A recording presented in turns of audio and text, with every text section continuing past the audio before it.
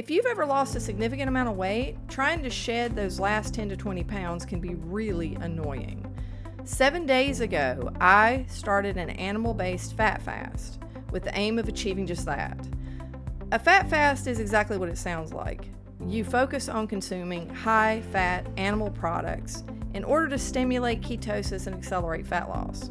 Throughout this process, I've learned a lot about what foods work, what foods don't, and I was shocked at how impactful this approach was to my weight, my energy, my mood, and my blood ketone and glucose readings. There's a lot to unpack, so let's talk about it right here on Carnivore Science Channel.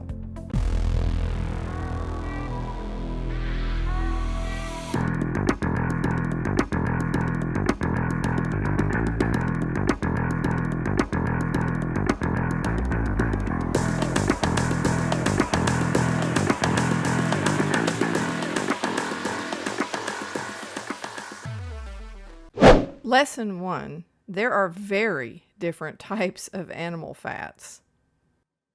Visceral fat and structural fat refer to different types of fat within the body. Visceral fat, also known as abdominal fat, is located deep within the abdomen surrounding the organs. Structural fat is found in various locations throughout the body, including under the skin, between muscles, and within muscles. So why am I bringing this up about visceral and structural fat? Well, on day 1 of the fast, I thought I was all set. I'm like, I have a bunch of animal fat that I ordered from a local farm. I had it in the freezer. I was all good. I had plenty of fat to eat, and I had my butter that I could put in my drink, and I would be set. At least I knew that was something I could eat. Turns out, though, what I had in my freezer when I went to go try to make fried pieces of fat that a lot of people do when they do this, and it's very good if you do that, it turned into tallow. So all I had was a pan full of melted fat, which I'm not going to stick a straw in that and drink it. No. So I was a little upset, and I'm like, well, I did not have time that day because of what I had to do. I did not have time to go try to shop for stuff. Well, turns out it's not so easy to shop for fat in the first place. I had problems with that. But what I did have was bacon, very, very fatty bacon. So what I did on day 1 is I ate a lot of bacon. I had bacon probably 3 or 4 times a day. Relatively small batches of it. And then I also did my LMNT drink, the chocolate caramel salt. It's an electrolyte drink. I had that maybe twice that day with a heaping piles of butter in it, like a tablespoon and a half to 2 tablespoons in each. So that is how I got my fat on day 1, but it was a little bit challenging. Lesson number 2, finding a butcher shop willing to sell structural fat is difficult. So day 2, I started looking for a butcher shop because I was running out of things to eat. I didn't have a whole lot of luck because most of the places around here are chains of grocery stores, and they don't really sell any kind of fat. I found a couple of butcher shops that were near enough to me, and one said that they really only sell the visceral fat for tallow and they didn't have any. And then the other place said that after I explained what I wanted, they said that they would collect it and then give me a call when they collected enough, but they didn't have any either. So that meant that I was just doing my drinks with the butter and the MCT oil twice a day with LMNT drinks. So I got my electrolytes in and everything. And I had to kind of supplement with bacon a little bit. My ketone and glucose readings were about normal that day, or normal from what I run, so I'll display those here. My energy, my mood was great. I felt wonderful. I was not hungry at all. A little bored with the food choices, but outside of that, it was okay. So that was day 2. Lesson number 3. Egg yolk lattes are a thing, and they are amazing. So I went searching on day 3 for recipes. I was looking all over of what you would do on a fat fast and trying to find something with a small amount of protein and mostly fat. It was difficult to find anything, but I did find this egg yolk latte recipe. Now, The recipe I found uses the egg white, like you beat the egg white essentially like you're doing a meringue or whatever, and you kind of put them together. I didn't do that because of what I was trying to achieve here is mostly fat. So what I did is you take the egg yolk and you put it into a mug, heat your water up like in a kettle or whatever, and get hot water, and you start mixing it with a frother. Start mixing the egg yolk with a frother, and you add the hot water very, very slowly, but you keep it mixing while you're doing it. And then you mix, mix, mix, mix, and then I put some butter, like I guess about like this much solution or water is in the cup after it's mixed with egg yolk, and add about 2 tablespoons of butter, depending on how much you want to do. But 2 tablespoons made it really good. And then I'll add a little bit of stevia, obviously, because I wanted this to be slightly sweet. And you just froth and let everything emulsify kind of, and you have a nice froth on top. It was so delicious. So I had this for lunch. I had my 2 drinks. I had a little bit of the bacon that day. As far as ketone levels, my ketones have started to rise significantly this day. So that was pretty good. I felt great. I felt like $1,000,000. Just better and better and better each day. I had more and more energy, more and more focus. So the fat fast was really, really working. So that was day 3. Lesson number 4. Beef bacon is also a thing, and it's really good. So in my search for something else to eat, I went to Sam's on day 4, and I found the beef bacon, which was interesting. It seemed to have a lot of fat on it. That's why I picked it. It had even more fat than regular pork bacon, which I thought was a little bit weird. But it looked really good. It looked like a good alternative, and since I didn't have a lot to choose from, that's what I had for dinner that night. I picked 2 packs of that. I cooked some of it in the oven, and I cooked some of it on the stovetop.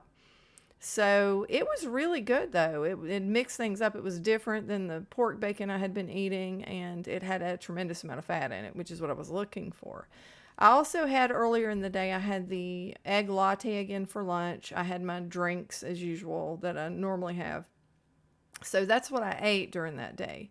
Now, my ketones started to skyrocket that day. So I'll put it up here. At 7 o'clock in the morning, I had a ketone of like 3.7, glucose of 80. And then in the afternoon, about 4:30 in the afternoon, my ketones went up to 7.5. My glucose went down to 60. Now, when I have readings like this, I feel superhuman. It's crazy. I'm like the Energizer Bunny or something. It's nuts. I can feel it when my ketones are this high, but it's not a bad feeling. It's like a euphoric feeling, and I have like non-stop energy. So at this point, I was feeling really, really, really, really good. So that was day 4. Lesson number 5, the impact of fasting on blood ketone levels. So day 5's diet was much the same as before. I'm having the egg latte for lunch. I'm having the beef bacon periodically, and the drinks with the butter. So it was not anything very different. My ketone and glucose readings about 11 a.m. that day on day 5. I had a 5 ketone with a 67 glucose, and then later in the day at about, I think it was 3:15 or something like that, it was 86 glucose and a 5.9 ketone. So around the same as usual. That was day 5. But day 6, things started to get a little unusual. On day 6, at about 1:25 in the afternoon, I took a glucose and ketone reading, and I got a 7.9 ketone and a 65 glucose. I knew before I took the reading that my glucose was going to be low and my ketones were going to be higher because I could feel it. And it's not a bad feeling at all. It's like a superhuman feeling. Ketones make you feel like, I don't even know how to describe it, but very, very focused. You're not thinking about food at all, and you just have a limitless energy. I took another reading. I also calibrated my meter just before I took the second reading, or around the time I took the first reading, I think. In between here, I double checked. I made 2 more readings, and they were similar. This meter has a cap at 8. So 8, I believe it's millimoles per liter for ketones. It can't read beyond that. So that's just the accuracy of the device. I mean, it's a device meant for lay people. So it's not very sophisticated. So the next reading I took was just high. It wouldn't read it because it was beyond 8. So that was a little alarming, but not really, because as you know, I was a medical technologist, and I knew of the different types of ketosis that exist. I wasn't 100% sure about the levels when it comes to fasting, because I've never done a water fast that was extremely long. I think I've done a water fast for, I can't remember. It's been so long since I've done it. It's been like 3 or 4 days. And I don't recall whether I tracked my levels back then. So, but I knew enough about it. So I'd like to go over that now, so that people who would look at this and are like freaking out, you don't have to, because there's a lot of misunderstanding about how ketones work in the body and why ketones appear in the blood in higher levels. So let's check it out. Carbohydrate restricted ketosis. This has been utilized for decades. In 1921, Woodyard, I don't know who that is, discovered that fasting or starvation resulted in the appearance of ketones in the blood. He discovered that this could occur in individuals who were restricting carbohydrates, and from this, the ketogenic diet was born. Dr. Russell Wilder of the Mayo Clinic, who's credited with naming the diet, proposes that the ketogenic diet undergo testing in patients with epilepsy. The diet proved to have a very positive effect on childhood epilepsy and was considered the gold standard for seizure treatment until the development of anti-epileptic drugs soon thereafter. Carbohydrate-restricted ketosis can occur through a well-formulated ketogenic diet. This approach is the most commonly used method for achieving a state of ketosis, and typically results in greater increase in ketones compared to an overnight fast. High fat, low carbohydrate, typically below 30 grams, and moderate protein intake is generally accepted as the best method for achieving carbohydrate-restricted ketosis. So that would be the definition of that. Supplemental ketosis. Now, this is talking about when you add supplemental exogenous ketones and you push ketosis in that way. I'm not really going to go into that. Alcoholic ketosis or alcoholic ketoacidosis can technically be classified as a variation of a nutritional ketosis, since it occurs due to a dietary intervention. Like its name implies, the form of ketosis is a result of alcohol consumption and causes an acidic internal environment due to the drastic increase in ketone bodies.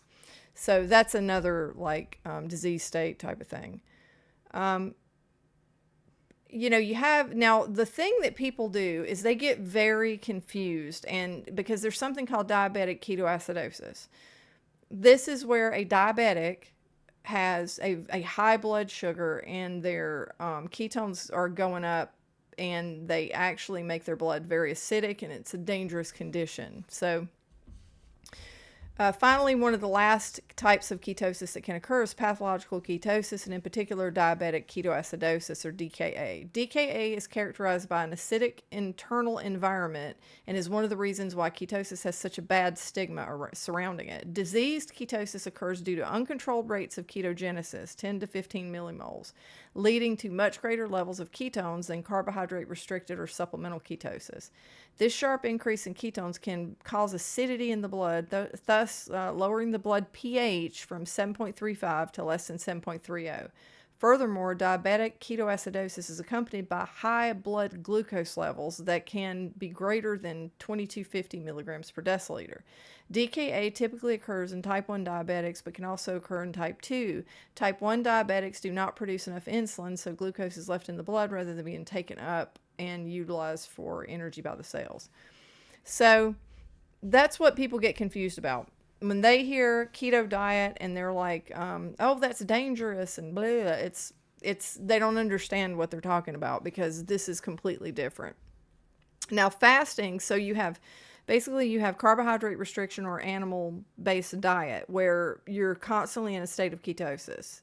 But that's different from that's going to have different levels than if you fast, either fat fast or water fast. You're going to have much higher ketones in your blood. It's just it's kind of ramping it up, right? But it's nutritional. It's like a nutritional ketosis. Now, if you're starving to death, if you're not eating, if you're water fasting and you weigh 110 pounds, soaking wet, you can't do that either. You have to have fat on your body to be able to, burn. This is not something that's like a disease state. So the pathological ketosis, where you have the DKA type of condition, that's a completely different situation. Because as you can see, and all of my blood levels are, the high ketones are accompanied by lower glucose. So that is just what it looks like basically when you fast. So you don't have to freak out. Fat fast, day 7, final thoughts and weight loss results. Okay, so day 7 and my summation of what I think of the fat fast that I'm not done with. I'll probably continue to do this. Day 7, I have lost a total of 6.5 pounds, which I think is pretty good since it's only been 7 days. And I started, and it's not water weight either. So that's not even including the initial water weight, because that shifts in a day and you don't lose pounds of weight in one day. So that I didn't even count.